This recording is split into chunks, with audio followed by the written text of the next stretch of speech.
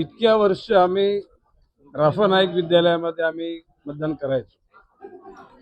त्याच्यानंतर महानगरपालिका शाळा सीबीएसई मध्ये आमचं मतदान केंद्र आलं.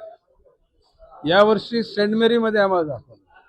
सेंट मेरी मध्ये आम्ही सकाळी येऊन गेलो तर इथे रूम नंबर काय सारा घोळ होता. मग आम्ही परत सीबीएसई मध्ये गेलो, तिथे रूम नंबर 9 होता, पण मतदार यादीमध्ये आमचं नाव नव्हतं. मग परत सेंट मेरी मध्ये आलो आणि आता मतदान करून आता निघालो.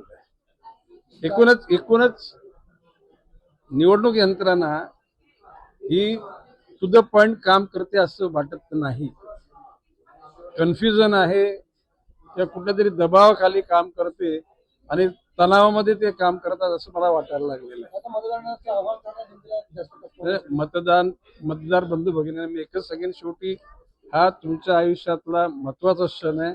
डॉक्टर बाबासाहेब आंबेडकरांनी दिलेल्या अधिकाराचा हा उपयोग करून घेतला पाहिजे. निर्भयतेने मतदान करा. कुठल्याही परिस्थितीत मतदान करायला विसरू नका. योग्य उमेदवारांना मतदान करा आणि लोकशाहीचा जागर कायम चालू ठेवा.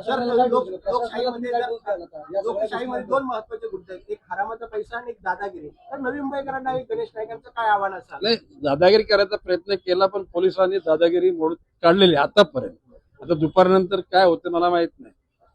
पैशाचा वापर सुद्धा करण्याचा प्रयत्न केला पण नवी मुंबईच्या जनतेनं तो पैसा नाकारलेला आहे.